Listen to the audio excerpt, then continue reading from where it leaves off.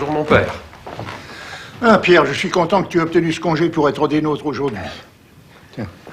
Voici grand-mère. Bonjour, maman. Avez-vous passé une bonne nuit? Merci, mon petit, oui. Bonjour, Pierre. Vous êtes beau comme un astre. Bonjour, grand-mère. Tenez, approchez-vous du feu. Il faut faire provision de chaleur. Vous savez que, même chauffée, la chapelle reste glaciale. Ce qui est plaisant, c'est que si tous les ans, à pareille date, nous allons nous geler à la chapelle, c'est pour assurer le salut d'un homme dont nous sommes par avance persuadés qu'il est monté tout droit au ciel. Que tu es bête, Henri. Moi, ce n'est jamais pour les morts que je prie. C'est pour les vivants.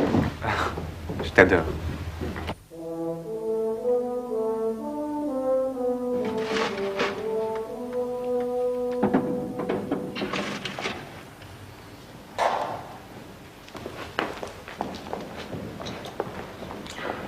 Oh, merci, Marie. Donnez-la plutôt à Madame Anatole.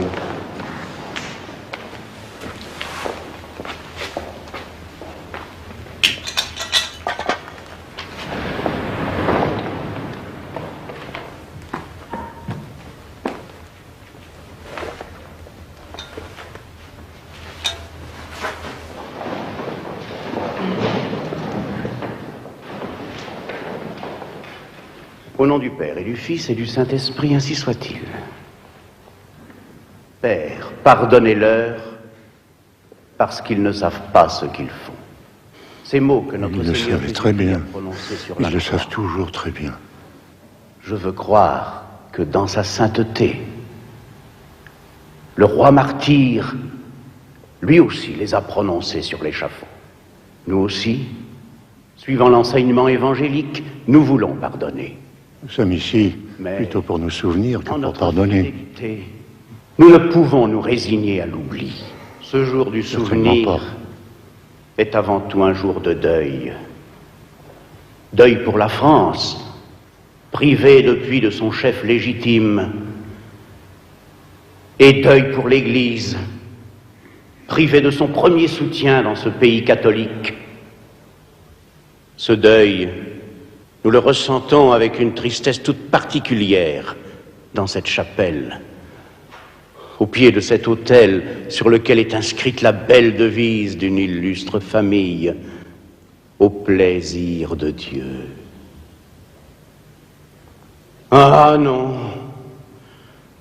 ce n'était pas le plaisir de Dieu, il y a 113 ans, qu'on mit à mort ce roi et cette reine si chrétiens.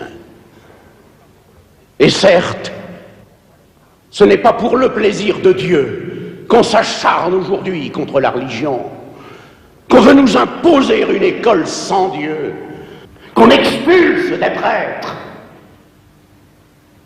qu'on cherche, une fois encore, à piller nos églises. Je fais des progrès, ne trouvez-vous pas? Peut-être un peu long par ce froid. Il pense bien. Rémi, vous cherchez un papier pour la duchesse d'Hanovre. Antoine, vous allez aux appartements de M. Luc. Camille, vous allez là-bas. Là.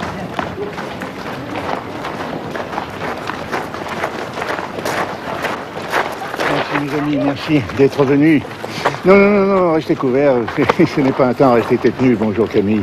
Bonjour, Antoine. Alors, Lafutée, comment va ta femme ce matin? Merci, monsieur le duc. Ça va très bien. Elle s'est même levée ce matin pour faire le feu. Eh bien, le bonheur. Hélas, il faut s'attendre au pire. Songez qu'ils ont donné des instructions ordonnant aux agents de l'enregistrement de nous faire ouvrir les tabernacles. Quelle horreur! Rien n'est sacré pour eux. Mes compliments, monsieur le doyen. J'ai beaucoup apprécié votre homélie. Non, non, restez, restez. Vous êtes trop bon, monsieur le duc. Dans les circonstances actuelles, on voudrait avoir l'éloquence d'un Pierre l'Ermite, d'un Saint Bernard. Ah, que voulez-vous, monsieur le doyen? Chacun fait ce qu'il peut. Monsieur le doyen nous exprimait son inquiétude. Il paraît que le gouvernement veut entrer dans les églises et mettre la main sur les tabernacles. C'est une manie chez ces messieurs de vouloir remplacer Dieu par des fonctionnaires. Peut-être même voudront-ils regarder dans les ciboires. Vous vous imaginez devant quel cas de conscience nous allons nous trouver?